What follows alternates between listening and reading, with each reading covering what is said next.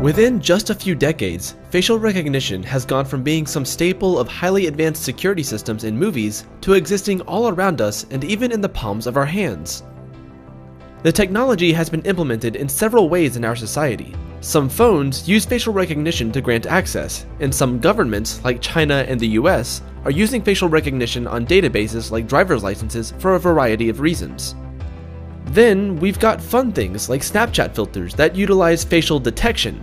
Now, there's a big difference between facial detection and facial recognition. With facial detection, the computer is saying, yep, that's a face. And with facial recognition, the computer is saying, yep, that's your face. This ability to confirm identity is something our brains pick up on pretty quickly when we're young, but it's actually a pretty complex problem for computers. So, let's take a look at facial recognition and the science of how it works. When you think of a human face, you probably think of a pretty basic set of features. A face has eyes, a nose, and a mouth. But obviously, there's more to a face than just these features.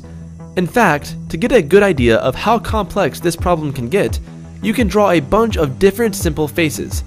You'll notice that they differ in a lot of factors, like the width of the nose, the distance between the eyes, the shape and the size of the mouth, and so on.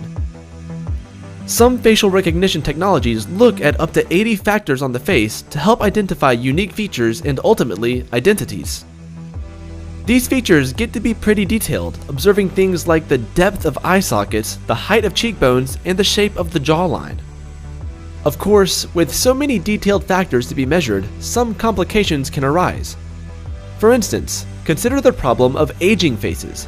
After all, as we get older, we look different. In order to work around this, computers have learned what features tend to go relatively unchanged no matter how old we get, and they look closely at these features. But even if we didn't age, there would still be everyday complications. What happens if the computer tries to analyze your face, but you're not looking at its sensor or camera at precisely the same angle every time? This is something humans encounter on a daily basis, but never really have a problem with. For computers though, this can present a seriously complicated obstacle in detecting and recognizing faces. So, engineers have found a few different techniques to work around this. A lot of phones that utilize facial recognition will prompt you to move your face around when you set up the facial identification system in order to know what you look like from different angles. Other systems utilize 2D to 3D technologies that map 2D images of your face onto a 3D model to calculate what you would look like from different angles. Computers measure these factors down to scales smaller than a millimeter in order to generate a face print, which, as the name implies, is basically a fingerprint, but for your face. And these face prints have become incredibly accurate.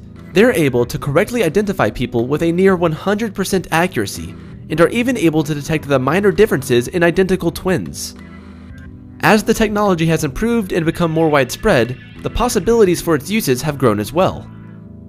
Right now, we use facial recognition every day for things like phone security, but the technology is seeing more serious uses from important organizations like banks and even governments.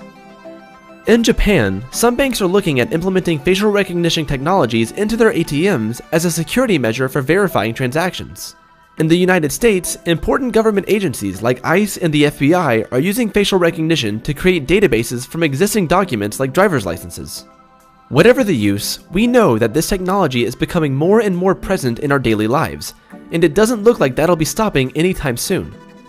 So, as is the case with all things, it's important that we stay educated and informed about these technologies. After all, they're learning as much as they can about us.